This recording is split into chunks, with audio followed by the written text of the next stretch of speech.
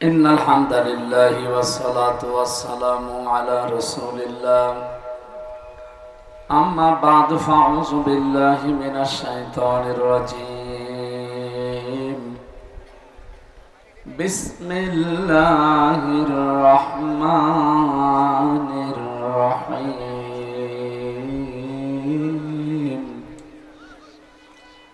রিভাবে mic man কোথায় आवाज बढ़िए रिभाब दें والضحى والليل إذا سجى ما ودعك ربك وما قلى وللآخرة خير لك من الأولى ولسوف يعطيك ربك فترضى صدقت يا ربنا اللهم صل على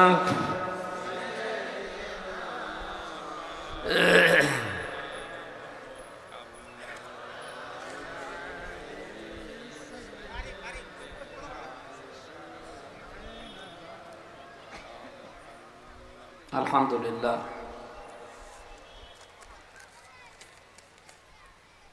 ঝিনাইদহ জেলার সদর থানার অন্তর্গত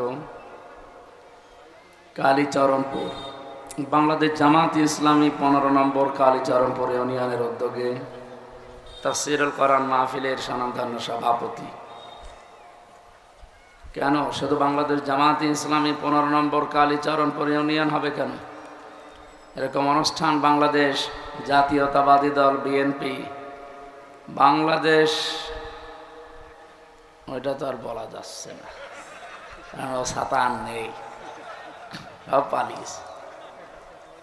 এই সমস্ত মানুষগুলো মুসলমান না, তারা অন্য ধর্মের হোক। এই এলাকায় যদি অন্য ধর্মের কোনো মানুষ থাকেন, আপনাদেরকে আমরা ওয়েলকাম জানাচ্ছি, আসেন। আপনি হিন্দু, বৌদ্ধ, খ্রিস্টান, ইয়াহুদি, মাজুসি, যে ধর্মে পালন করেন কোনো অসুবিধা নেই, কিন্তু মানুষ। কোরআন শরীফ এটা মুসলমানদের জন্য না, এটা মানুষের জন্য। হাদা বায়ানুল লিন্নাস হুদাল লিন্নাস, মানুষ পদ পাচ্ছে যারা বিবেচিত, সবার জন্য আল্লাহর কোরআন উন্মুক্ত। কেউ কি বলতে পারবেন যে অন্য ধর্মের লোক এটা পড়তে পারবে না? বলেন। পৃথিবীতে 4,500 ধর্ম মানুষ পালন করে। কত? 4,500। আপনি কয়টা জানেন? খুব বেশি হলেও 8-10টা জানেন। আমি বিশ্বের যতগুলো দেশে গেছি, বিভিন্ন ধর্মের মানুষের সাথে মিশেছি। ইহুদিদের সাথে মিশলে যদি জিজ্ঞাসা করি যে আপনার নবীর নাম কি, ওরা বলে যোসেফ। যোসেফ মানে মুসা আলাইহিস সালাম। আমরা যারা মুসা বলি, ওরা যোসেফ বলে। খ্রিস্টানদের সাথে যখন মিশলাম, তাদের জিজ্ঞাসা করলাম আপনাদের নবীর নাম কি, ওরা বলছে যিশু। যিশু মানে ঈসা আলাইহিস সালাম। আমাদেরকে জিজ্ঞাসা করলে আমরা বলি আমাদের নবীর নাম মুহাম্মাদুর রাসূলুল্লাহ সাল্লাল্লাহু আলাইহি ওয়াসাল্লাম।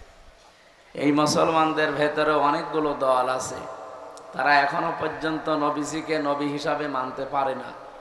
তারা গোলাম মোহাম্মদ কাদিয়ানীকে মানে। এরকম মানুষ নেই? তারাও কিন্তু কোরআন শরীফ পড়ে, তারাও রোজা রাখে, তারাও নামাজ আদায় করে এই কোরআন শরীফ দিয়ে। আপনি ঢাকার বক্সি বাজারে যান, আলিয়া মাদ্রাসার পাশে, ওখানে আহমদিয়া জামাত, তার মানে কাদিয়ানী যারা, তাদের একটা মসজিদ আছে। এই গেটে একজন বসে আছে, যারে তারে ঢুকতে দেয় না। ওই দলের অনুসারী হওয়া লাগবে, তারপরে ঢুকতে দেবে। এই যে এই মানুষগুলো কোরআনে কারিমের 6,666টি আয়াত, এটা প্রসিদ্ধ। 6,236টা আয়াত, এটা বিশুদ্ধ। এরা তেলাওয়াত করে, এরা সব আয়াত বিশ্বাসও করে যে আল্লাহ নাজিল করেছে। খালি কোরআনে কারিমের একটা আয়াত 4 ভাগের 1 ভাগ ওরা বিশ্বাসও করে না, মানেও না। এই এখানে আওয়াজ আসে কেন?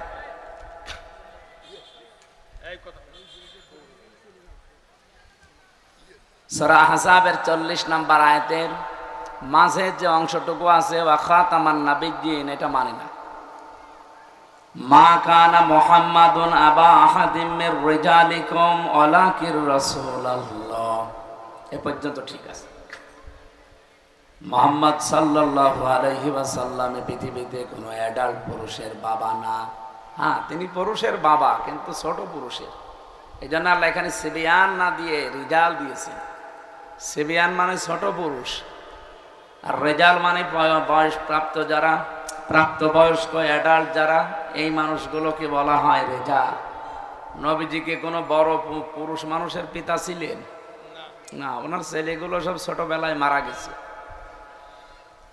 কাদিয়ানীরা বলে হ্যাঁ মোহাম্মদ উনি অ্যাডাল্ট পুরুষের বাবা না, এটা আমরা মানি। আহাদিম মির রিজালিকুম ওয়ালাকির রাসূলুল্লাহ, তিনি আল্লাহর রাসূল, এইটাও মানি। খাতামান নাবিয়্যিন, তিনি সর্বশেষ নবী, এটা আমরা মানি না। কারণ সর্বশেষ নবী আমরা জানি গোলাম আহমদ কাদিয়ানী। বলেন নাউজুবিল্লাহ। কোরআনে কারিমের শুধু একটা শব্দ ওরা মানে না, এই জন্য তামাম দুনিয়ার সব আলেম ওলামা সবাই একমত যে কাদিয়ানীরা কাফের। কি কাফেরদের সাথে যেমন ছেলে মেয়ে বিয়ে দেওয়া যায় না, কাদিয়ানীদের সাথেও যাবে না। আপনি একটু ভাবেন তো, কোরআন শরীফের 6666টি আয়াতই বলেন আপনি, মাত্র একটা আয়াতটাও পুরানা, 4 ভাগের 1 ভাগ ওরা শুধু মানে না, বিশ্বাস করে না। এই জন্য যদি কাফের হয়, তাদের সাথে যদি ছেলে মেয়ে বিয়ে দেওয়া জায়েজ না থাকে, বাংলাদেশে অনেক মানুষ এমন আছে কোরআনের 918টা আয়াত মানে না। কি ঘুমাচ্ছে, কি বললাম টের পাচ্ছে? ওরা মাত্র একটা আয়াতের 4 ভাগের 1 ভাগ মানে না। এই জন্য যদি কাফের আপনি বিশ্বাস করেন, ছেলে মেয়ে বিয়ে না দেন। এদেশে যারা এই কথা বলে যে কোরআনের সাথে রাজনীতির কোনো সম্পর্ক নেই, তারা কিন্তু 918টা আয়াত কোরআনের মানে না। তাহলে এদের সাথে ছেলে মেয়ে বিয়ে দেয়া জায়েজ হবে? আপনি শুধু না কি সামিয়ানা পর্যন্তই, নাকি এর বাইরেও যাবে? হ্যাঁ, ঠিক আছে। এই জন্য আমরা চাই, আমি যেতে ইঙ্গিত দিলাম, শুধু বাংলাদেশ জামাতে ইসলামী না, প্রত্যেক জেলায়, প্রত্যেক উপজেলায়, থানায়, ইউনিয়নে, গ্রামে, ওয়ার্ডে, প্রত্যেক পাড়ায় ও যদি মানুষ দাবি করে, তারই উচিত হচ্ছে কোরআনে কারিমের সাথে সম্পৃক্ত থাকা। কারণ কোরআন শরীফ তো আমাদের হিন্দু ধর্মের মতো খালি পুরোহিত, হিন্দু ঠাকুর যারা, পণ্ডিত যারা, তারা পড়বে না। এটা সবার জন্য উন্মুক্ত।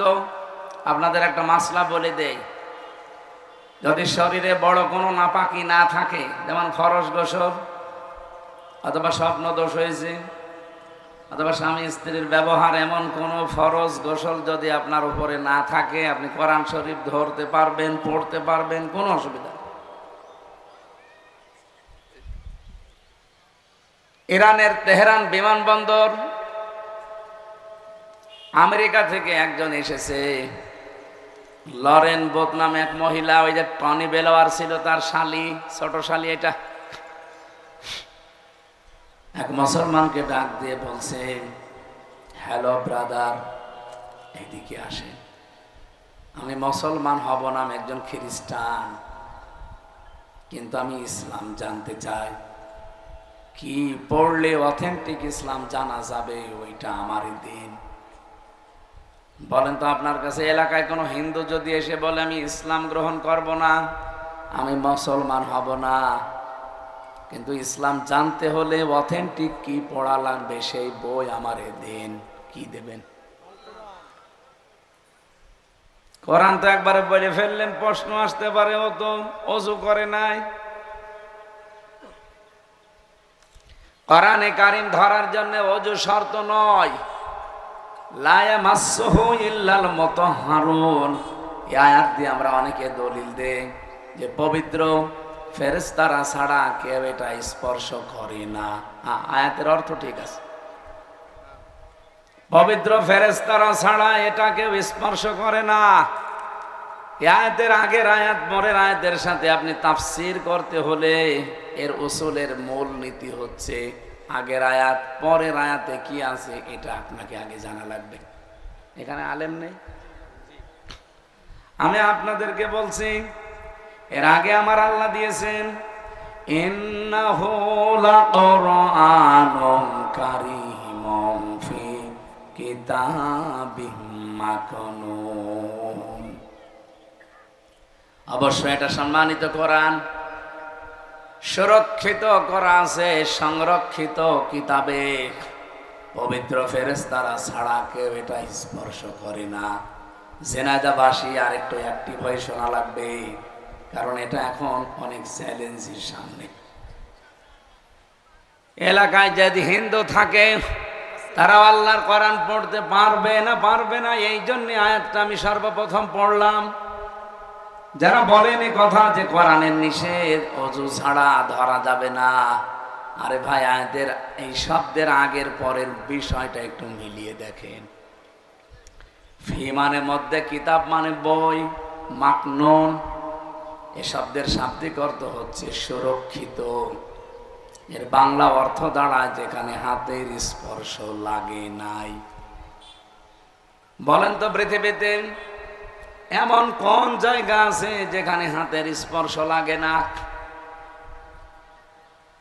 আপনি কি ঘুমাচ্ছে? কথা শুনতেছেন? মায়ের জরায়ু যেখানে সন্তান থাকে ওই জায়গায় কোনোদিন মানুষের হাতের স্পর্শ লাগে না। 2 নম্বরে লাউহে মাহফুজ যেখানে কোরআন আছে, এখানে মানুষের হাতের স্পর্শ নেই। হ্যাঁ আছে, ইল্লাল মুতাহহারুন। মুতাহহারুনের অর্থ দুইটা, একটা হচ্ছে পবিত্র আর একটা হচ্ছে নিষ্পাপ। পৃথিবীতে এমন কোন আল্লাহর বান্দা আছে যে 100% নিষ্পাপ পবিত্র? এটা কাদের জন্য মানায়? ফেরেশতা। বলেন বলেন। তাহলে আয়াতগুলোর বাংলা বুঝেই তো বোঝা যায় যে এটা কোন জায়গার জন্য। আল্লাহ বলেন ওই যে কোরআন লা ইয়ামাসসুহু, এই হোর মারসাল হে মাহফুজের দিকে, ওই কোরআন স্পর্শ করে না ইল্লাল মুতাহহারুন, কোন অপবিত্র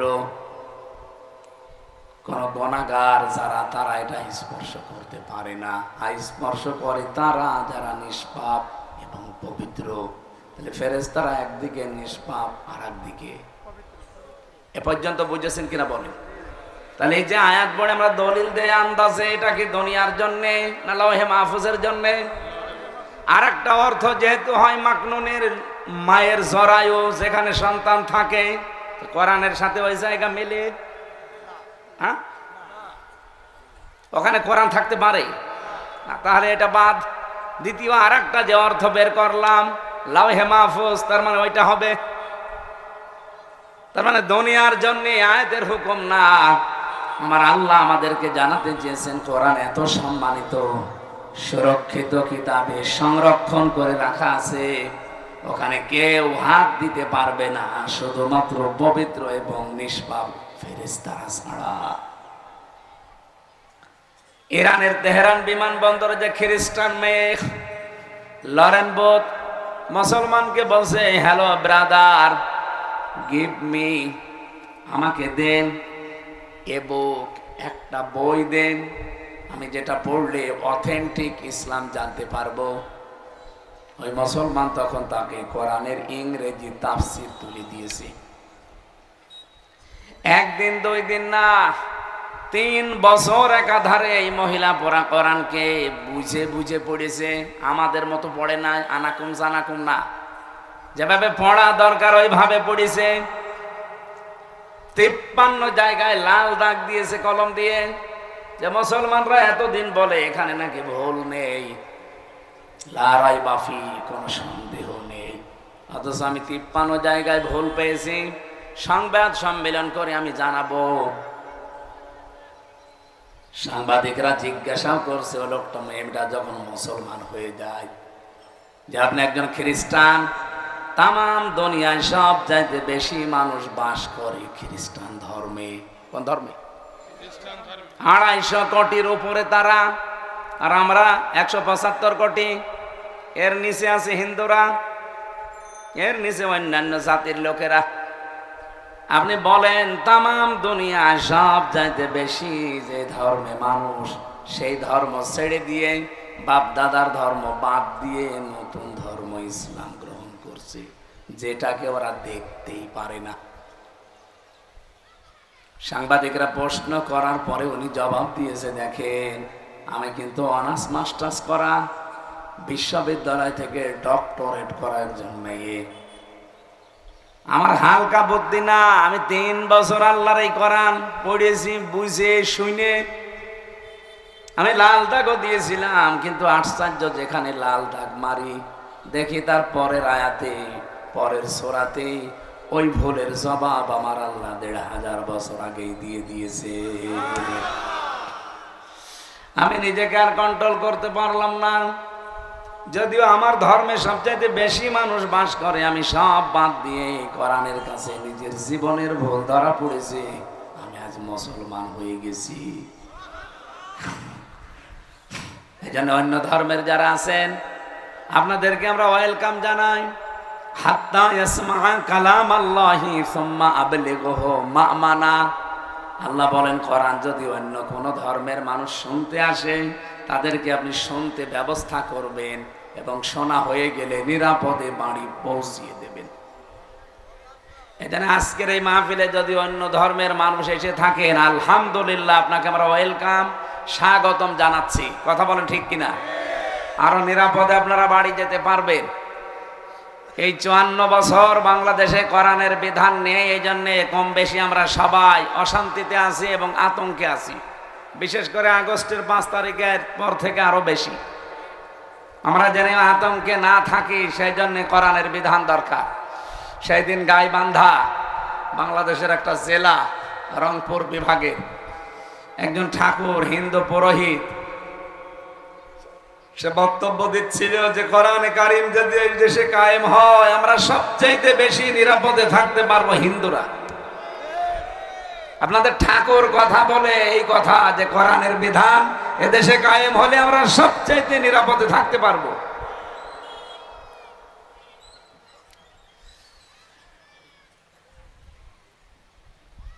ঝিনাইদহবাসী, এখান থেকে যে মাসলাটা আপনাদের ক্লিয়ার হয়ে গেল আজকে, যে বড় কোনো নাপাকি শরীরে না থাকলে কোরআন শরীফ ধরা পড়া বোঝাতে কোনো নিষেধ। বলেন বলেন। নবীজি টয়লেট করে বাইরে আসলেন, পায়খানা থেকে, প্রসাবখানা থেকে, বিশ্ব নবীকে গোশত দিয়েছে খেতে। নবীজি গোশত খাওয়া আরম্ভ করলেন। সাহাবীরা বলে, হুজুর আপনি ওযু করবেন না? আল্লাহর নবী বলেন, সাহাবীরা শুধু নামাজ বাদ দিয়ে পৃথিবীর কোনো কাজে ওযু করার আদেশ আমি পাইনি। এটা বাইহাকী শরীফের হাদিস। হাদিস তো আমি বানালাম। বলেন বলেন, কি বুঝলেন এখান থেকে? আপনি কি কথা বুঝতেছেন? কি বুঝলেন আপনি এখান থেকে? যে ওযু করে শুধু নামাজ পড়ার জন্য আমি আদিষ্ট হয়েছি, নামাজের আগে ওযু করা লাগবে।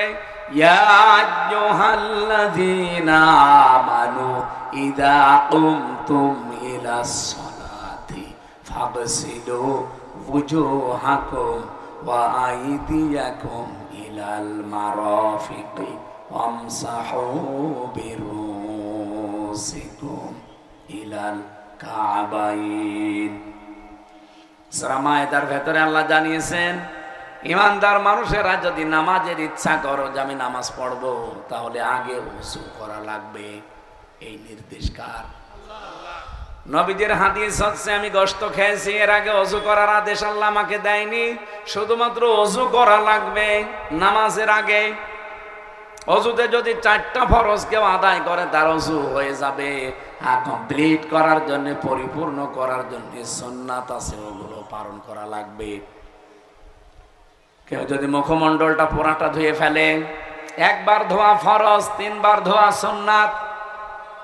ওই লোকটা যদি হাতের কোন পর্যন্ত ধুয়ে ফেলে, এই কোন সহ, কোন পর্যন্ত না, কোন সহ, কোন পার হওয়া লাগবে, পায়ের যে পাতা আছে আপনার পায়ের এই গোড়ালি থেকে শুরু করে পায়ের একেবারে যে উপরে যে এ পর্যন্ত যদি ধুয়ে ফেলতে পারে, আর মাথার 4 ভাগের 1 ভাগ আমি যদি এইভাবে করি, আমার 4 ভাগের 1 ভাগ হয়নি? বলেন না কেন? আমার ওযু হয়ে গেছে। যদি এইভাবে কেউ করে ওযু হয়ে যাবে। হ্যাঁ, ওরে প্র্যাকটিক্যাল যদি সুন্নাত মুস্তাহাব পুরাটা আদায় করা লাগে, তাহলে যে এইভাবে করে নেবেন, এই 3 আঙ্গুল একদিকে, এই 2টা বেরিয়ে থাকবে, এভাবে যাবেন, এই 3 আঙ্গুলের শেষ, এই 2 আঙ্গুল বেশি থাকছে, এভাবে ঘুরে নিয়ে আনবেন। এরপরে যে 2 আঙ্গুলের মাথায় যে পানি থাকে, কানে যতটুকু যায় দিয়ে দেবেন। আর এই যে 2 আঙ্গুলের মাথায় পানি আছে, এটা এইভাবে নিচের থেকে তুলে দেবেন। এটা পরিপূর্ণ। কিন্তু 4 ভাগের 1 ভাগ ইমামরা বলেছে যে কোনো এক জায়গায় হাত দিলে আমার মাথার 4 ভাগের 1 ভাগ আমি ঢেকে ফেলছি, তার মানে ওযু হয়ে গেছে। এই যে আয়াতটা এবং এই হাদিসটার দ্বারা কি বুঝলাম? শুধুমাত্র নামাজের আগে ছাড়া পৃথিবীর কোন কাজ করার আগে ওযু করা লাগবে। নবীজি বলছেন আল্লাহ আমাকে আদেশ দেয়নি, তাহলে আপনি হাদিস বানাবেন কি করতে? এটা বানিয়ে কি হচ্ছে জানেন? হাজারো মানুষ মনে করো ওযু ছাড়া কোরআন ধরা যাবে না, ও সারাদিন ওযু করে থাকবো কি করে, এজন্য কোরআনের কাছেও আসে না। অথচ এটা সেরকম শর্ত হয় না। বাইরের যে দেশগুলোতে আমি বিশেষ করে এই যে বৌদ্ধ দেশকে দেখেছি, এই চীন দেশে ওরা চাষ করে, যখন রাস্তার পাশ দিয়ে আমি হেঁটে যাচ্ছিলাম, দেখি একটা লোক কৃষক চাষ করছে তার মেশিন দিয়ে, হঠাৎ একটা গাছের নিচে এসে দৌড়ে বসে পড়লো, পকেট থেকে একটা ছোট্ট লাল বই বের করলে, এতটুকু বের করে 2-3 মিনিট পড়ে নিল। শরীরটা ওইদিকে শান্ত হয়ে গেল। 2-3 মিনিট পড়ার পরে নিজের শরীরকে যখন বিশ্রাম মনে হচ্ছে, পকেটে রেখে আবার কাজ আরম্ভ করল। কয়েক মিনিট দেখলাম, ড্রাইভারকে বললাম গাড়ি থামান। জিনিসটা লক্ষ্য করে দেখি কি একটা কৃষক মানুষ কি এভাবে কি করে বারবার। কয়েকবার দেখার পরে ওনারা জিজ্ঞাসা করলাম, ওই যে দোভাষী ছিল তারে দিয়েছে ভাই, কারণ ওদের চ্যাংচং ভাষা সাথে আমি বুঝি না। অন্যান্য দেশে গেলে দেখবে হালকা পাতলা বোঝা যায়, আর এ যে কি চ্যাংচং করে। দোভাষীরে বললাম যে কি করে, বলছো হুজুরও করছে হচ্ছে এই যে পকেটে যেটা দেখছেন ওটা ওদের ধর্মীয় গ্রন্থ। ওই যে আধা ঘন্টা 45 মিনিট কাজ করে হাঁফিয়ে যায়, শরীর ঘেমে যায়, এখন যে 5-7 মিনিট একটু দম নেবে, একটু বিশ্রাম নেবে, ওই গাছের নিচে বসে বসে আন্দাজে তো বসে থাকবে না। এই 10-15 মিনিট যতটুকুই বসে থাকে, পকেট থেকে ওদের ওই ধর্মীয় গ্রন্থটা বের করে একটু পড়ি নেয়। 8-10 মিনিট পড়াও হয়, বিশ্রামও হয়, আবার কাজে লেগে পড়ে। আপনি চিন্তা করেন তো, একটা বৈদ্য তাদের ধর্মীয় গ্রন্থ পড়ার জন্য কত অ্যাক্টিভ, 5টা মিনিট 7টা মিনিট সময় নষ্ট করে না। আর আপনি এখান থেকে ঢাকায় যান, 5.5 ঘন্টা সময় লাগে। 10টা মিনিট কোরআন শরীফের কোনো আয়াত মোবাইল থেকে হোক, পকেটে একটা ছোট কোরআন রাখতে পারেন, সেখান থেকে পড়বেন। তারপরও আপনি পড়তে চান না। কোরআনের সাথে সম্পর্ক আমাদের বাড়ানো দরকার না নেই? সামনে রমজান, রমজানের দাম বাড়ার পেছনে যতগুলো কারণ, তার 1 নম্বরেই কারণ হচ্ছে কোরআন। আল্লাহ রাব্বুল আলামিন বলেন, শাহরু রমাদান আল্লাযী উনজিলা ফীহিল কুরআন, এই সেই মাস যার নাম রমজান। এই মাসে আমি আল্লাহ কোরআনে কারীম নাজিল করেছি। বলেন তো, রমজান মাস কোরআন নাজিল হওয়ার আগে দুনিয়ায় ছিল না? 1500 বছর আগে কোরআন নাজিল হয়েছে রমজানে।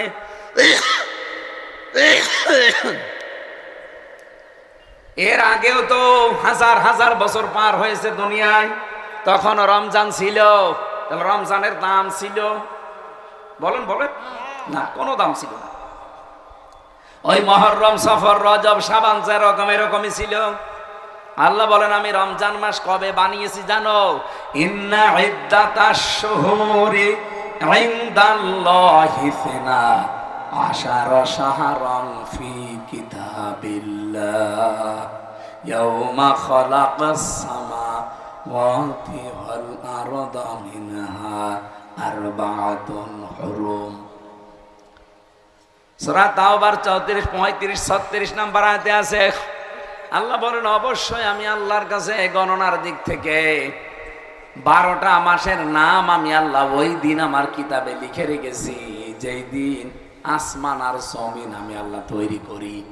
তার মানে রমজান ওই 12 মাসের ভেতরে নেই। এই বলেন বলেন, রমজান 12 মাসের ভেতরে যদি থাকে, এটা কিন্তু 2 বছর 5 বছর আগে না, এটা তৈরি হয়েছে আসমান জমিন যেদিন আল্লাহ বানায় ওই দিন। কিন্তু হাজার হাজার বছর পার হয়ে গেছে, রমজানের মূল্য মর্যাদা ছিল। বলেন বলেন, আল্লাহ রমজানের মর্যাদা বাড়িয়ে দিয়েছেন শুধু কোরআন নাজিলের কারণে। মক্কা নগরীতে শুধু আল্লাহর ঘর আছে, এই জন্য মক্কার দাম বেড়ে গেছে। মদিনার দাম বাড়ার পেছনে কারণ হচ্ছে সেখানে আল্লাহর নবীর রওজা আছে। কথা বলেন না কেন? রমজানের দামও বেড়েছে শুধু কোরআন থাকার কারণে। আমাদের উচিত হবে রমজানে আমাদেরকে কোরআনে কারীম যে নির্দেশনা দিতে চাই, তার প্রথমটা হচ্ছে হুদাল লিন্নাস। এ কোরআন মানুষকে হেদায়েত দেবে। বলেন তো, হিন্দু কি মানুষ না? হ্যাঁ, কথা বলেন না কেন? খ্রিস্টান মানুষ না? এই জন্য অন্য ধর্মের যারাই আছেন, নাজিল হওয়ার মাস যেহেতু রমজান, আপনাকে ওয়েলকাম জানাই, আহ্বান জানাই, আসেন, পড়েন, বসেন। সেদিন এক অধ্যাপক বিসিএস ক্যাডার, ওনারে বললাম, স্যার আপনাকে আমি জোর করে মুসলমান বানাতে চাই না, আর আমাদের ধর্মে এটা নেই। আমাদের ধর্মে আছে লা ইকরাহা ফিদ্দিন, ধর্মে কোনো জবরদস্তি বাড়াবাড়ি নেই। যদি বাড়াবাড়ি থাকতো তা আপনাকে আমি পিটিয়ে মুসলমান বানিয়ে ফেলতাম, কারণ আমরা 96% মুসলমান এই দেশে, আর আপনারা মাত্র 4%। আপনারা টিকতে পারতেন না, যেহেতু আমাদের ধর্মে জোর জবরদস্তি নেই, বাড়াবাড়ি নেই। এই জন্য আপনাকে আমার ধর্মীয় গ্রন্থটা আমি দিলাম, হয় বাংলায় পড়েন না ইংরেজিতে পড়েন।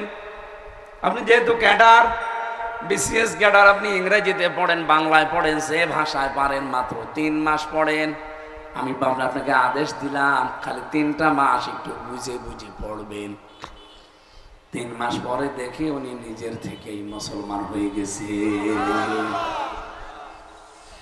এ কোরআনে আল্লাহ এমন ক্ষমতা দিয়ে রেখেছে, সত্যি যদি আপনি এখানে হেদায়েত পাওয়ার জন্য একটু আসেন, মন যদি আপনার ফ্রেশ হয়, আমার আল্লাহ আপনাকেও হেদায়েত নসিব করে দেবে।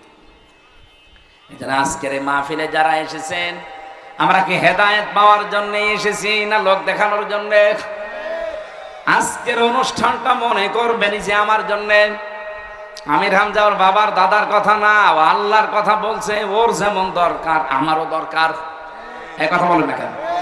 হ্যাঁ, আমি যদি আমার কোরআনের বাইরে কোনো কথায় চলে যাই, তখন ওইটা আপনার মানার দরকার নেই, আমার সংশোধনে দেবেন যে এটা তো মিলে না। কিন্তু এটা বলতে হলেও তো আপনি আমার চাইতে বেশি জ্ঞানী হওয়া লাগবে। আমার কোরআনের উপরে অনার্স মাস্টার্স করা, আপনার চাইতে অন্তত কিছু না হলেও কোরআনের আয়ত্ত আমার বেশি আছে। কি কথা বলেন না কেন? তাহলে এইটাকে নিরসন করতে পেরেছেন যে ওযু ছাড়া কোরআন শরীফ ধরা যাবে না? এটা বানানো কথা। আপনার বড় নাপাকি যদি থাকে শরীরে, স্বামী স্ত্রীর ব্যবহার অথবা স্বপ্ন দোষ, এমনি ছোটখাটো নাপাকি, আপনি পোশাক করে আসলেন, কোনো অসুবিধা নেই, কোরআন ধরবেন, পড়বেন, বুঝবেন, কোনো অসুবিধা নেই। এটা ইহুদি আর খ্রিস্টানদের একটা চক্রান্ত, আমরা যেন কোরআনের সাথে লেগে থাকতে না পারি। কারণ কোরআন হুদাল লিন্নাস, মানুষকে হেদায়েত দেবে। তো দেবে কি করে? এর কাছে না আসলে দেবে? বায়্যিনাতিম মিনাল হুদা, এর ভেতরে স্পষ্ট দলিল প্রমাণ দেওয়া আছে। আল ফুরকান, হক আর বাতিল পার্থক্য করার নিয়ম আছে এর ভেতরে। সুতরাং রমজান সামনে, কোরআন আপনার কাছে, বাকি জীবন যদি হক আর বাতিল পার্থক্য করে চালাতে না পারেন, রমজান আসবে, চলে যাবে, আপনার কিছুই হবে না। এক কথা বলেন না কেন? আপনার কিছু হবে? এই যে ভাইয়ের বয়স মনে করেন 50 বছর হয়েছে, কত? ওই 30। হ্যাঁ, আমার 33। ওয়াইফের কথা বললেন, আমার কথা আপনার 53। 53, তাই তো বলুন কিরকম। আমার বাবার বয়স 55। এখনই ভাই বলে ফেলতাম। 58, 53 হোক, 5 বছর কমা। আমিও কমিয়েছি। বিয়ের সময় আমারও ছিল যা, আমি 3 বছর কমিয়েছি। কারণ বয়স কমালে একটু মানে যুবক যুবক লাগে, বয়স বাড়িয়ে ফেললে ঝামেলা। ম্যাডাম আমারে বলে, তোমার নিজের বয়স বলতে পারো না, খালি সার্টিফিকেটের বয়স বলো। যে ওইটা বললে কেমন যেন লাগে। তুমি তো এমনি বুড়ো হয়ে গেছে, এই বয়সে বুড়ো বললে মানায়? 53 বছর বয়সে যদি উনি 15 বছর থেকে রোজা রাখা আরম্ভ করেন, বলেন তো 33 বছর কমপক্ষে রোজা রাখতেছে। কথা বলেন না কেন? ওই সময় যা ওনার ঈমান ছিল, ওনার আমল ছিল, ওনার চরিত্র যা ছিল, 53 বছর বয়সেও তাই একই আছে। তো ওনার এতদিন রোজা রেখে কি হইল? কথা বুঝতেছেন? আপনি ডাক্তারের কাছে নিয়ে গেলেন, বাচ্চাকে 2 বছর বয়স, ডাক্তার আগে ওজন দেবে কি? আপনি বাচ্চা ডাক্তারের কাছে নিলে আগে প্রথমে ডাক্তার কি করে? ওজন দিল 2 বছর বয়সে 10 কেজি মনে করেন। আবার নিয়ে গেলেন 5 বছর বয়সে, ওজন দিল 10 কেজি। 15 বছর বয়সে নিয়ে গেলেন, ওজন দিল 10 কেজি। এ বাচ্চা সুস্থ না অসুস্থ? এটা যেমন বুঝে ফেলেছেন। আপনি সেই 15 বছর থেকে রোজা রাখেন, আপনার চরিত্রের কোনো পরিবর্তন নেই, আপনার ইমানের মান কোনো উন্নয়ন নেই, আপনার অ্যাক্টিভিটিস নেই দিনের উপরে, ইসলামের উপরে, কোরআনের উপরে, সত্য মিথ্যা পার্থক্য করতে পারেন না, আপনি তো সুস্থ না। 33 বছর রোজা রেখে আপনি অসুস্থ। রমজান এসেছে কিন্তু এটা দেওয়ার জন্য। আল ফুরকান, এটা স্পষ্ট দলিল আর প্রমাণ। হক আর বাতিল পার্থক্য করে কোরআন আপনাকে রমজানে দেখাবে। সুতরাং রমজান আসার পরেও যদি কোনো মানুষ এই পৃথিবীতে হক আর বাতিল পার্থক্য করে বাকি জীবন চালাতে না পারে, ওর জীবন ব্যর্থ। হ্যাঁ, কথা বলেন, কথা বলেন। যেহেতু আর 3 দিন পরে রমজান, এত দামি এটা আল্লাহর কাছে। রব্বুল আলামিন বলেন, রমজানে যারা রোজা রাখে আমি আল্লাহ নিজে তাদেরকে সম্মান করি। এই জন্য রমজানে রোজাদারকে যদি পৃথিবীর কেউ সম্মান দেয়, আমি আল্লাহ তাকে মাফ করে দেই। শর্ত হচ্ছে ঈমান থাকা লাগবে। একটা ঘটনা পড়েছিলাম, এক হিন্দু দোকানদারি করে, দোকানদারি করছে হিন্দু বেটা, তার ছেলেটা প্রতিদিন খাবার নিয়ে আসে দুপুর বেলা, দোকানে বসে বসে খায়। আশপাশের দোকানগুলো সব মুসলিমদের দোকান। বাবা ওর ছেলেকে বলছে, দেখো এখন রমজান, রোজার মাস চলছে, মুসলমানেরা সব রোজা আছে, এ খাবার যদি এখন ওদের সামনে খায় তাহলে আমার কেমন যেন বিবেকে বাধা দেয়। খাবার খাবো আমি, যেহেতু রোজা রাখি না, আমাদের ধর্মে নেই। খাবারটা ভেতরে নিয়ে যাও, অন্দরমহলে জায়গা আছে, গোপনে খেয়ে নেব। ছেলে তো ছোট মানুষ, বোঝে নাই। দোকানে সবার সামনে খাবার বের করে খাওয়া আরম্ভ করেছে। ওর বাবা নিষেধ করার পরও যখন শোনে নাই, গেছে রেগে এমন এক থাপ্পড় দিয়েছে। ওই রাতে ওই এলাকার যিনি মসজিদের ইমাম, তাকে আল্লাহ রাব্বুল আলামিন স্বপ্ন দেখিয়েছেন যে বাজারের অমক নামে এই হিন্দুকে আমার আল্লাহ রমজানে রোজাদারদেরকে সম্মান দেওয়ার জন্য যে ব্যবস্থা আজকে করেছে, যে কাজটা, আল্লাহ এত বেশি খুশি হয়ে গেছে, যদি ওর ঈমান থাকতো আমার আল্লাহ আজকে ওরে মাফ করে দিত। মাফ পাওয়ার জন্য যেহেতু ঈমান শর্ত, ওর ঈমানটা নেই, এই জন্য আমি আল্লাহ মাফ করলাম না, কিন্তু কাজের উপর আমি খুশি। অথচ রমজান আসতেছে, কত মানুষ দেখবেন নিজের দোকান খোলা রেখে বিভিন্ন জিনিস দিয়ে ঘিরে ভেতরে খাবার খাবে। রমজান মাসে দিনের বেলা খাবার খাওয়া আর পায়খানা খাওয়া একই কথা। যদি সুস্থ শরীর আপনি রোজা রাখেন, ফামাং শাহিদা মিনকুমুশ শাহর ফালিয়াসমহু, আল্লাহ পাক বলেন তোমাদের ভেতরে কেউ যদি রমজান পায়, আমি আল্লাহ আদেশ দিলাম সে যেন অবশ্যই রোজা রাখে। এই জন্য অনেক মানুষ যারা ধান্দায় থাকেন যে না হুজুর আমার গ্যাস, আরে শয়তান, রোজা রাখলে গ্যাস আর ভালো হয়। এই পৃথিবীতে বিশ্ব নবীর আর যাই রোগ হয়েছে দুনিয়ায়, 3টা রোগ তার জীবনেও হয়নি। গ্যাস্ট্রিক, আলসার, পেটের যে প্রিয়া, একটা রোগও নবীজির ছিল না। কেন? বিশ্ব নবী প্রতি সপ্তাহে 2টা করে রোজা রাখতেন, সোমবার বৃহস্পতিবার। প্রতি মাসে 13, 14, 15 তারিখ শাবানের চাঁদের, আর রমজানের রোজা, ওদিকে মহররমের 10 রোজা। এগুলো আমার আল্লাহর নবী রেখেছে। নবীজি বলেছেন রোজা রাখলে আমার আল্লাহ শরীরকে সুস্থ রাখে। এই পৃথিবীতে একজন 950 বছর হায়াত পেয়েছে। কত বছর বলেন বলেন? হযরত নূহ আলাইহিস সালাম। নূহ মানে রোজা রাখনেওয়ালা। তাকে জিজ্ঞাসা করেছিল ফেরেশতা যে আপনি দুনিয়াতে এই যে সুস্থ থাকলেন 950 বছর, এর রহস্য কি? তিনি বলছেন আমি সারা বছরে আল্লাহর জন্য রোজা রাখতাম, এই কারণে আল্লাহ আমাকে সুস্থ রেখেছে। আরে ভাই, ভেতরে যা জিনিসপত্র আছে এগুলো তো মেশিন। আপনি একটা মেশিনে যদি 24 ঘন্টা চালাতেই থাকেন, ও লোড নিতে পারবে? ওরে অন্তত 24 ঘন্টা 2 ঘন্টা রেস্ট দেওয়া দরকার না? বলেন বলেন। আপনার শরীরে রেস্ট দেওয়া দরকার, কারণ খাবারগুলো হজম হওয়ার জন্য পিত্ত রস, যেটা পিত্তথলিতে যে পিত্ত রস দেখতে পান, এটা খাবার হজম হওয়ার জন্য সবচাইতে বড় কার্যকারী। বিজ্ঞান এখন প্রমাণ করছে আপনি যে খাবারগুলো খান, এই খাবারের নির্যাস দিয়ে পিত্ত রস তৈরি হয়। পেটের ভেতরে খাবার দেওয়ার পরে কয়েকটা জিনিস তৈরি হচ্ছে। 1 নাম্বার ওই গুরুত্বপূর্ণ খাবার হজম হওয়ার পিত্ত রস, 2 নাম্বারে মল, 3 নাম্বারে প্রস্রাব, 4 নাম্বারে রক্ত, 5 নাম্বারে চর্বি। এগুলো দিয়ে খাবার দিয়ে তৈরি হয় শরীরে। সূরা বনি ইসরাইলের ওই যে শয়তানের একটা আয়াত আছে, ইন্নাল মুবাদদিরিনা কানু ইখওয়ানাশ শায়াতিন ওয়া কানাশ শাইতানু লিরাব্বিহি কাফুরা। এটা খেয়ে হবে?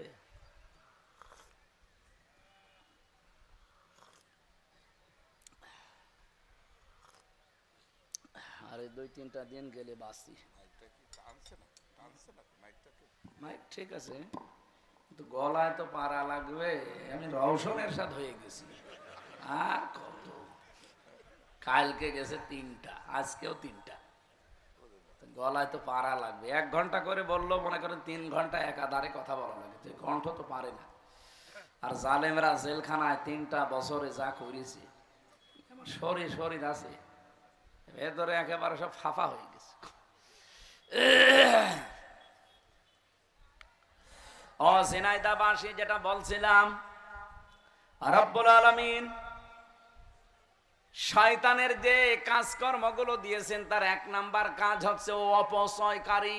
এরা শয়তানের ভাই। পুরা কোরআন শরীফ আপনি পড়ে দেখবেন, শয়তানের ভাই এমন কোন শব্দ কোন গুনার কাজ করলে আল্লাহ দেয়নি। আপনি জেনা করেন, আপনি চুরি করেন, আপনি ডাকাতি করেন, আপনি ছিনতাই করেন, কোন গুনার জন্য আপনি শয়তানের ভাই হয়ে গেছেন আমি পাইনি। কিন্তু যারা অপচয় করে এরা কিন্তু শয়তানের। বলেন বলেন। আল্লাহকে এই ফতোয়া দিয়ে শেষ করে দিয়েছেন না, তিনি দেখিয়েছেন। তিনি নিজে দেখিয়েছেন যে আমি শুধু ফতোয়াই দিলাম না, আমি কিন্তু দেখিয়েছি যে আমি অপচয় করি না। এই যে খাবারগুলো যখন পেটে যায়, এটা হজম হওয়ার জন্য পিত্ত রস লাগবে। আপনি দেখবেন ওই জায়গায় যে এখানে কম্পিউটার ভেড়ান, আমি দেখাবো আপনাকে, ফোঁটা ফোঁটা করে রসগুলো পড়ে। যতক্ষণ খাবার পেটে থাকে ফোঁটা ফোঁটা অটোমেটিক পড়তে থাকে, খাবার হজম হয়। যখন খাবার পেটে না থাকে ওটা অটোমেটিক বন্ধ হয়ে যায়। এটা বন্ধ করছে আপনার বাবাই। কে? বলেন বলেন। আল্লাহ বলেন আমি যে অপচয় করি না, এটাও একটা প্রমাণ। এই গুরুত্বপূর্ণ দামি জিনিসটা নষ্ট হয়ে যাবে খাবার না থাকলে। এই জন্য খাবার থাকলে পড়ে, খাবার না থাকলে বন্ধ করে দেয়। এই জন্য প্রতি সপ্তাহে, মাসে এবং বছরে যদি আপনি একটু খাবারকে কন্ট্রোল করতে পারেন, আপনার এই মেশিনটা তো একটু রেস্ট পাবে। আপনার শরীরকে সুস্থ রাখার জন্য রোজার চাইতে এই গুরুত্বপূর্ণ বিধান আল্লাহ দুনিয়ায় আর দেন। এজন্য সামনে রোজাটা রাখার চেষ্টা করা লাগবে না লাগবে না? মেয়েদের যারা এসেছেন 3 দিন 5 দিন 7 দিন 10 দিন রোজা রাখতে পারেন না মাসে, বিশেষ করে রমজানে যাদের শরীর খারাপ থাকে, আপনি 3 দিন 7 দিন 5 দিন 10 দিন যেগুলো রাখতে পারলেন না ফরজ রোজা, যদি 20টা 22টা 25টা রাখেন আর 5টা রাখতে পারেননি, বাকি 11 মাসের ভেতরে আপনি ওই 5টা করে নেবেন। নাই তো কিয়ামতের দিন রমজানের জন্য আপনাকে হিসাবের কাঠগড়ায় দাঁড় করাবে আল্লাহ। আশা করছি রমজান গুরুত্বপূর্ণ একটা মাস, আমাদেরকে আল্লাহ সম্মান দেওয়ার মর্যাদা দিয়ে শিক্ষা নেওয়ার তৌফিক দেন, বলেন আমিন। আমরা সূরা দোহার কয়েকটা আয়াত পড়েছি, যেহেতু বাংলাদেশ সম্পর্কে এখন সূরা দোহাটা খুব দরকার। 1500 বছর আগে কোরআনে কারীম নবীজির প্রতি নাযিল হওয়া বন্ধ হয়ে গিয়েছিল প্রায় 40 দিন। কয়দিন? 40 দিন বন্ধ হয়ে যাওয়ার পরে তার আপনজনদের ভেতরে বেশি তার চাচি উম্মে জামিলা, আবু লাহাবের স্ত্রী, এই মহিলা মানুষদেরকে ছড়াতে আরম্ভ করলো যে মুহাম্মদের শয়তান তাকে ত্যাগ করেছে। বলেন নাউজুবিল্লাহ। 1500 বছর আগে শুধু নবীকে গালি দিত মানুষ, এখন আর দেয় না। এই যে বর্ষদনে দিয়েছে রাখাল রাহা, এটা একটা উস্কানি। বাংলাদেশ যেটু শান্ত হয়ে আছে এটা অশান্ত করার জন্য দাদা বাবুরা বিভিন্ন কায়দা চালাচ্ছে, তার ভেতরে এটা একটা কায়দা। আগস্টের 5 তারিখের পর থেকে এই ফেব্রুয়ারির 25 তারিখ পর্যন্ত প্রায় 27 বারের উপরে এই দেশটা অশান্ত করার জন্য চেষ্টা চালিয়েছে বিভিন্ন মানুষেরা, একবারও সফল হয়নি। সর্বশেষ এইটা আমার নবীকে গালি দিয়ে ওরা আমাদেরকে উস্কে দিতে চেয়েছিল যে আমরা উত্তেজিত হয়ে তাকে মারি না, আমরা ওই রকম না। আমরা প্রতিবাদ জানিয়েছি এবং আমরা আহ্বান জানা যারা দায়িত্বে আছেন, নবীর বিরুদ্ধে দেশে কেউ কথা বললে সর্বোচ্চ শাস্তি তারে ফাঁসি দেওয়া লাগবে। এই কথা বলেন না কেন? আপনি গালি দিলে আমার বাবারে দেন, আমার দাদারে দেন, চেয়ারম্যানরে দেন, কিন্তু আপনি আমার নবীকে কিছু বলতে পারবেন না। উনি যা দিয়েছেন দুনিয়ায় তামাম পৃথিবী তার কাছে ঋণী। কি কথা বলেন না কেন? মেয়েরাও ঋণী তার কাছে, মেয়েদের কোনো সম্মানই ছিল না। বিশ্ব নবী এসে কন্যা হিসাবে এমন মর্যাদা দিলেন, যার 3টা মেয়ে আছে, নবীজি গ্যারান্টি দিয়েছেন আল্লাহ তাকে 3টা জান্নাত দিয়ে দেবেন। কিন্তু কাজ করা লাগবে 3টা। 1 নম্বরে মেয়ের পেছনে খরচ করা লাগবে স্বতঃস্ফূর্ত ভাবে। 2 নম্বরে তাকে দ্বীন শিক্ষা দেওয়া লাগবে, ইসলামের জ্ঞান। 3 নম্বরে সৎ পাত্র দেখে তাকে পাত্রস্থ করা লাগবে।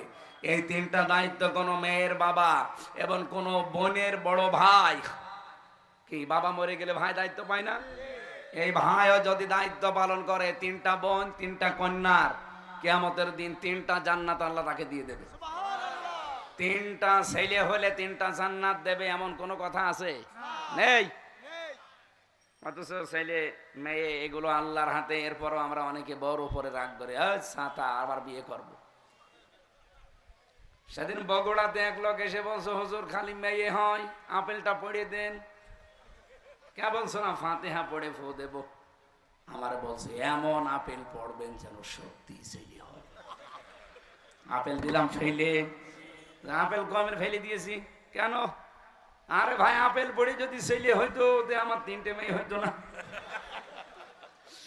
আমার পর পর 3টা মেয়ে যদি সত্যি আপেল পড়া দিয়ে ছেলে হওয়াতে আমি ম্যাডামকে শুধু আপেল পড়ে খাওয়াতাম না। ছেলে হোক মেয়ে হোক আমি কোনোদিন রাগ করি নাই। আমার 3টা মেয়ে, আমি বিশ্বাস করি আমার আল্লাহ আমাকে 3টা জান্নাত দেওয়ার জন্যই দিয়েছে। এই জন্য রাগ করা যাবে না ভাই, রাগ করলে আল্লাহর সিদ্ধান্তের বাইরে চলে যাবে, তখন আবার গোনা হয়ে যাবে। 3টা জান্নাতের পরিবর্তে 3টা জাহান্নামের অধিকারী হবে। ছেলে থাকলে তারা শেষ বয়সে দেখবে এমন কোনো গ্যারান্টি আছে? বলেন। সাবেক অর্থমন্ত্রী যেটা মারা গেছে আবুল মাল, তার ছেলে তাকে বাড়ি থেকে মন্ত্রী সে বের করে দিয়েছিল। ছেলে হোক মেয়ে হোক তাকে জ্ঞান দেওয়া লাগবে ইসলামের। কিসের? আমি এই চোখে দেখেছি, বিশ্ববিদ্যালয় ক্লাস চলছে, তখন আমি জাহাঙ্গীরনগরে ছিলাম। বিশ্ববিদ্যালয় ক্লাস চলছে, মাস্টার্সে ছাত্র জুতা দিয়ে পিটাচ্ছে শিক্ষককে, বলছে শালা তোরে মেরেই ফেলবো। শিক্ষক বলছে বাবা তুই আমারে ছেড়ে দে, আমি আর ক্লাস নেব না। এটা ছাত্র, এটা কি আমি এই চোখে এইটাও দেখেছি, শিক্ষক অজু করছে, ছাত্র পায়ে পানি ঢেলে দিচ্ছে, অথচ এখনো সেরকম বয়স না, মাত্র ৬-৭ বছর হবে, এতটুকু ছেলে পায়ে পানি ঢেলে দিচ্ছে, শিক্ষক অজু করছে, এইটাও ছাত্র। ওইটা মাস্টার্স করার পরে জানোয়ার হয়ে গেছে, আর এটা কেবল আলিফ বা তাসা শেষ করেনি, মানুষের মতো মানুষ হচ্ছে। আপনার ছেলে মেয়েকে আগামীতে আপনি ধর্মের শিক্ষা দেবেন, যে ধর্মে আছেন ওই ধর্মীয় শিক্ষা যেটা ওইটা দেবেন, অন্তত বছর খানিক তাকে ধর্মের উপরে রাখেন, এরপরে বিভিন্ন জায়গায় তুলে দেন। আল্লাহর কসম, ও বড় হওয়ার পরও দুর্নীতি করবে না। কালকে আমার রাতের বেলা মাহফিল ছিল জয়পুরহাট জেলার এসপি, উনি বসে এসে কথা বললো, দেখলাম 10 মিনিট, আর 10 মিনিটের প্রায় 8 মিনিট কোরআনে কারিমের আয়াত তেলাওয়াত করে ব্যাখ্যা করলো। তো এইরকম এসপি গুলো সারা বাংলাদেশে যদি আমরা তৈরি করতে পারতাম। উনি নাকি শুনলাম নিজে ইমামতি করে, নামাজ পড়ায়, নিজে কোরআন শরীফ পড়াটা তো শেষ করেছে এবং বুঝেছে, যতগুলো কোরআনের আয়াত এবং হাদিস পড়লো আরবিতে বাংলায়, আমি দেখলাম হ্যাঁ ওনার যোগ্যতা আছে, যেহেতু বিসিএস ক্যাডার তো এরকম বাংলাদেশে আরো 64 জেলার এসপি সব, কিন্তু কোরআনে কারিমের জ্ঞান তাদের না থাকার কারণে তারা হাজার হাজার কোটি টাকার মালিক হয়েছে এবং এখনো অনেকে হচ্ছে। কথা বলেন না কেন? এই যে 3টা বার নির্বাচন গেল, যারা নির্বাচনকে টিকিয়ে রেখেছিল এই মানুষগুলো কিন্তু অধিকাংশ ডিসি, এসপি, টিওনো, বিসিএস ক্যাডার না সব, কিন্তু তাদের জ্ঞানটা তারা কাজে লাগাতে পারে নাই। কোরআনের জ্ঞান যদি থাকতো, জীবন চলে গেলেও কোনো অন্যায়কে তারা সাপোর্ট দিত না। আশা করবো আপনি এই কাজটা করবেন। মেয়েরা আপনাকে সম্মান দিয়েছেন নবীজি, কন্যা হিসাবে, বধূ হিসাবে, বোন হিসাবে, মা হিসাবে, এত বেশি সম্মান আল্লাহ দিয়েছেন। পুরুষের পায়ের নিচে থাকে শুধুমাত্র চটি, জুতার মাটি, আর মায়েদের পায়ের নিচে আমার আল্লাহ জান্নাতটা রেখে দিয়েছে। ওই জামানায় যেহেতু আপনজন তিনি চাচি, সবচাইতে বেশি নবীর বিরুদ্ধে কথা বলছিল যে মুহাম্মদের শয়তান তাকে ত্যাগ করেছে, বলেন নাউজুবিল্লাহ। নবীর মন খারাপ হয়ে গেল, 40টা দিন ওহী বন্ধ আছে। ওই পুরা আরব জাহানের ভেতরে 42টা এলাকার নেতা ছিল, গোত্রের নেতা, এদিকে তাকান, 42টা গোত্রপতি ছিল। একটু ভালো করে খেয়াল করবেন, 36 জন এলাকার নেতা, আর 3 জন ছিল জাতীয় নেতা, 3 জন ছিল জাতীয় নেত্রী। আমার তো মনে হচ্ছে বাংলাদেশের এই 54 বছরে সূরা আদ-দুহার তাফসীরের সাথে এ দেশের একটা হালকা মিল আছে। আপনি এই দেশের জাতীয় নেতা দেখেন 3 জন, কি জাতীয় নেতা 3 জন? 3 জনই যেহেতু মারা গেছে, বঙ্গবন্ধু, শহীদ জিয়া এবং চাচা এরশাদ, 3 জনই জাতীয় নেতা ছিল না? জাতীয় নেত্রীও 3 জন, হাসিনা, খালেদা, রওশন। কথা বলছেন? ওই জামানায় ছিল জাতীয় নেতা ইহুদিদের দা মোরাহাব, খ্রিস্টানদের দা মখাইরে, আর মুশরিকদের জাতীয় নেতা ছিল আবু জেহেল। জাতীয় নেত্রী ছিল ওই জামানায় 3 জন, আবু জেহেলের স্ত্রী নাকেরা, আবু সুফিয়ানের স্ত্রী হিন্দা, আবু লাহাবের স্ত্রী উম্মে জামিলা। 3 3 6, আর 36টা গোত্রের 36 জন লিডার, সব মিলে কত? 42। বলেন বলেন। এই 42 জন নেতা পুরো আরব জাহান কন্ট্রোল করত। ইহুদিদের জাতীয় ব্যবসা ছিল মদের ব্যবসা, ওরা মদ খাওয়িয়ে মানুষকে মাতাল করে রাখতো। পুরা জাতি যখন মাতাল, তখন ওদের মন মতো কোনো কাজ করলেও পুরা জাতি তো মাতাল, বাধা দেবে কে? অন্যায় করলেও প্রোটেস্ট করবে কে? এই রোগটা এখন বাংলাদেশে মুসলমানদের ভেতরে ঢুকেছে। এরা অনেকে আছে জাতিকে মদ খাওয়িয়ে মাতাল করে বাবা শাহজালাল সব হালাল করে নিতে চায়। এই কথা বলছেন নাকি আন্দাজে ঠিক বলছেন? ইহুদিদের ওই জামানায় জাতীয় ব্যবসা ছিল মদের ব্যবসা, খ্রিস্টানদের জাতীয় ব্যবসা ছিল সুদের ব্যবসা। আজ বাংলাদেশে সুদ নেই, এই যে টাকা ছেড়ে রাখেন যারা, টাকা আসে 1000 টাকা দিলে 200 টাকা বেশি দেয়, এটা মায়ের সাথে জেনা করার গুনাহ হয়। যদি কেউ এরকম 1000 টাকা দিয়ে মাসে মাসে 200 টাকা বেশি পান, 4 আনা সুদ খেলে মায়ের সাথে 33 বার জেনা করার গুনাহ আমল নামায় ওঠে। তাহলে 200 টাকা বেশি কতবার জেনা করছেন আপনি বলেন? বলেন আপনার বিবেকে কি বলে? একটা মানুষ মায়ের সাথে জেনা করে এসে নামাজ হবে? রোজা রেখেছে, রোজা হবে? সুতরাং এই রমজান যেহেতু একটা শিক্ষা দিতে আসতেছে, যারা টাকা ছেড়ে রেখেছিলেন নিজের আসল টাকা বাদ দিয়ে বাকি টাকা ফেরত দেওয়া লাগবে। আর বাকি টাকা আর সামনে নেবেন না। লাভ যেটা বলা হয়, যেটা সুদ, এটা মানতে পারবেন? কারা হাত তোলেন তো? ও, এই এলাকায় বহু মানুষ এই 2 নম্বরে কায়দা আছে। দাঁড়িয়ালা মানুষ, আপনি কি কয় টাকা ছেড়ে রেখেছেন? আগামীতে কেউ যেন এরকম করেন, আপনি আসল টাকা বাদ দিয়ে বাকি টাকা হয় মাফ করে দেবেন, না ওই টাকা কোনো গরিব মানুষকে দান করে দেবেন। বিশেষ করে ব্যাংকে যাদের রাখা আছে, আসল টাকা বাদ দিয়ে সুদের যে টাকা দেয়, এই সিস্টেম জানেন না? নিজের আসল টাকাটা বাদ দিয়ে ব্যাংকে অতিরিক্ত লাভ যেটা দেয়, মনে করেন 5 লাখ আসল, 1.5 লাখ লাভ, ওই 1.5 লাখ সওয়াবের নিয়ত ছাড়া কোনো গরিব মানুষকে আপনি দিয়ে দেবেন। সে হিন্দু হতে পারে, তারে দেবেন, কোনো অসুবিধা নেই।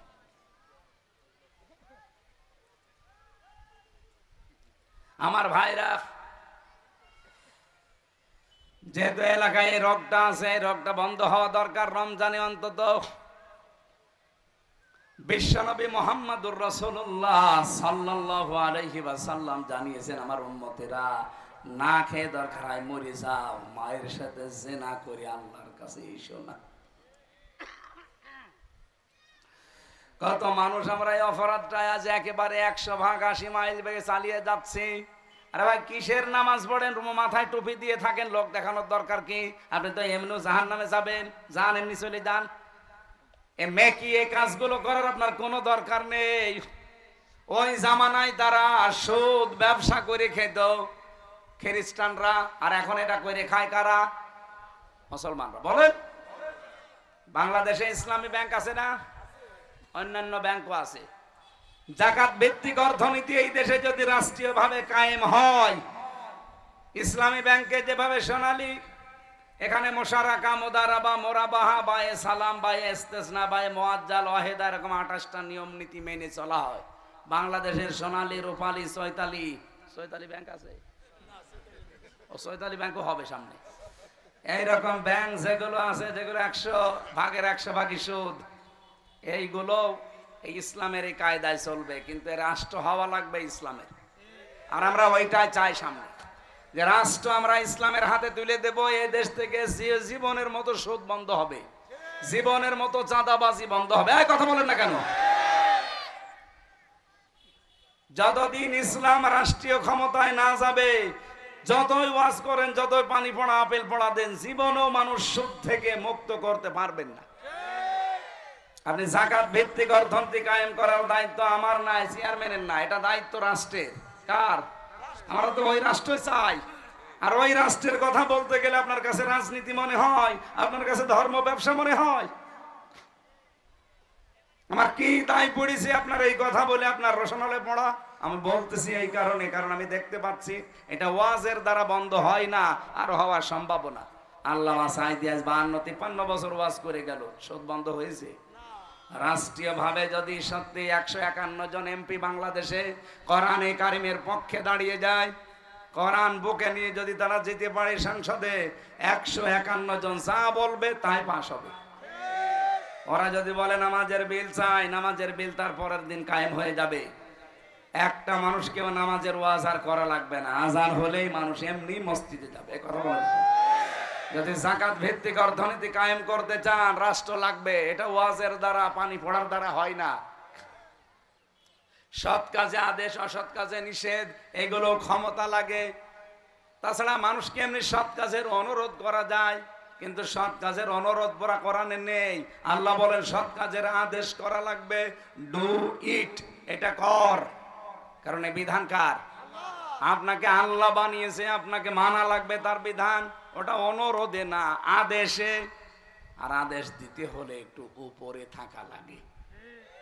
কি পৃথিবীর সব চাইতে বড় উপরের জায়গা এখন সংসদ। ওখান থেকে যেটাই পাস হবে ওইটাই সারা দেশের মানুষ মানতে বাধ্য হবে। কথা বলেন ঠিক কিনা? অনেকের পক্ষে নেই। যারা এই যে বর্ডার এলাকায় বাস করে, বাবা শাহজালাল সব হালাল করে নেয়। কি কথা বলে না কেন? এদেশ থেকে সোনা রূপা তামা সব পাচার হয়, আর ওই দেশ থেকে আসে ডাল গাঁজা। বাবা জেলখানায় একজনকে পেয়েছিলাম, যুবক মানুষ, ও জেলের ভেতরে যে গাঁজার গাছ লাগিয়েছে। জেলার তো হিন্দু মানুষ এসে বলছে, এই বেটা কি করিস, তুই পেলি কোথায় গাঁজার গাছ? বলছে, স্যার আমি ওই যে কোর্টে গিয়েছিলাম হাজিরা দিতে, আমার তো হিতাকাঙ্ক্ষী আছে বাইরে, তারা আসার সময় গাঁজার একটা পোটলা দিয়েছিল, বীজ, ওটা আমি মুখের ভেতরে নিয়েছিলাম। মেশিনে আসার সময় ধরা পড়েনি, স্ক্যানে আসার সময় ধরা পড়েনি। এজন্য এসে ওই যে বোতলের মাথা কেটে ওর ভেতরে মাটি দিয়ে টব বানিয়েছি, ওখানে গাঁজার বীজগুলো আজ 2 মাস আগে লাগিয়েছি। আপনি দেখেন কত বড় হয়েছে। জেলার বলছে, শয়তান,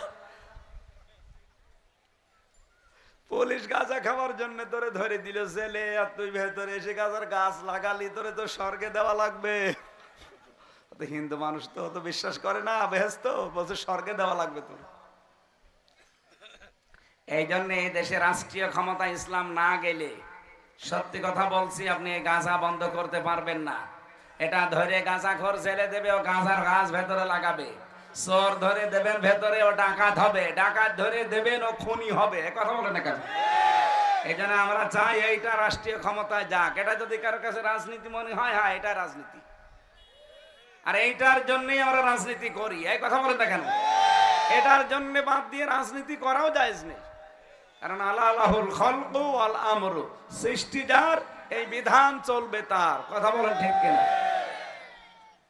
ওই জামানায় জাতীয় ব্যবসা ছিল কয়টা?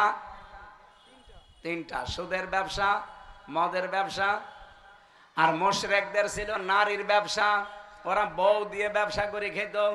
আজ বাংলাদেশে বহু মানুষ বউ দিয়ে কাজ করে খায়। নিজে দেখবেন চার দোকানে বসে গল্প করে, আর বউ পাঠিয়ে দিয়েছে ব্যারাকে, বলে যা তুই নিয়ে আয়, আমি আসি। এমনকি অনেক মানুষ এখন ধান্দা করে খালি বেশি বেশি বিয়ে করে। 3-4টা বিয়ে করলে নাকি ইনকাম বেশি। আমাদের ফরজ নামার সামনে তো আর বেশি আগানো যাচ্ছে না। মেয়েরা যারা এসেছেন, আপনার ছেলেকে স্বামীকে আমার গাড়ির কাছে পাঠিয়ে দেন। আপনাদের জীবনের ওপর একটা বই লিখেছি। এই বইটা যাওয়ার সময় সাংসারিক জীবনে মেয়েদের দায়িত্ব এবং কর্তব্য কি, এটা লাগবে। ছেলেদের জন্য একটা আছে, স্বামীর জন্য একটা, মেয়েদের জন্য আছে। 2 জন বোন সন্তান হয় না, হ্যাঁ অবশ্যই দোয়া করব।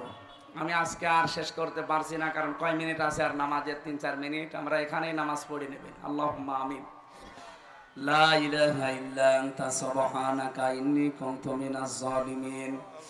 আল্লাহ তাআলা, তুমি কোরআনের এই তেলাওয়াতকে তো আয়াতে জানালি, ওয়ালাল আখিরাতু খায়রুল লাকা মিনাল উলা, আমাদের প্রথমের চাইতে শেষ ভালো। ওয়ালা সাওফা ইউতিকা রাব্বুকা ফাতারদা, এমন কিছু তুমি দেবে যাতে আমরা খুশি না হয়ে পারবো না। আমরা তো খুশি হব তখন যখন 56,000 বর্গ মাইল তোমার কালাম দিয়ে চলছে।